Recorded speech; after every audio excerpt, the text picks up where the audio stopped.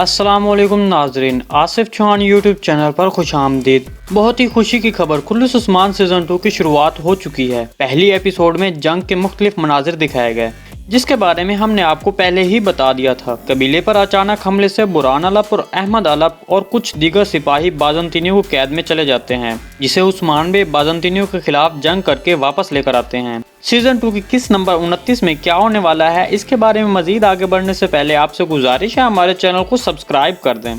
दोस्तों, आयन ओकोला के साथ जो कमांडर शामिल किया गया है, ये तुर्किश एक्टर सैदकिन ओज़डमिर है, जिसका इस सीरीज में नाम फ्लाइटस है। फ्लाइटस एक बहुत ही खतरनाक कमांडर है। आयन ओकोला और फ्लाइटस काई कबीले में अर्तुल गाजी के पास जाएंगे और खेमे में मौजूद सिपाहियों को कत्ल कर देंगे।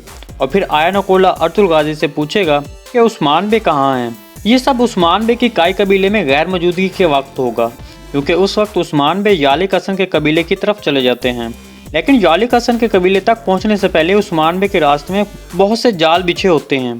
दोस्तों, दूसरी तरफ दुंदार बे के मुतालिक ऐसा लग रहा है कि उसको अर्तुल गाजी की तरफ से फौरन सजा दी जाएगी, क्योंकि ट्रेलर में कुछ ऐसा ही दिखाया गया है कि दुंदार बे जब खेमे में अपने बड़े भाई अर्तुल गाजी के पास बैठने लगते हैं तो अर्तुल गाजी उनको बैठने से मना कर देते हैं। आप लोगों का इसके बारे में क्या ख्याल है, आप लोगों ने कमेंट सेक्शन में ज़रूर बताना है। इसके अलावा सीजन 2 में आपको उस्मान बे कैसा लग रहा है, आपने कमेंट सेक्शन में ज़रूर बताना है। सीजन 1 में बेहतर था या अब सीजन 2 में बेहतर है?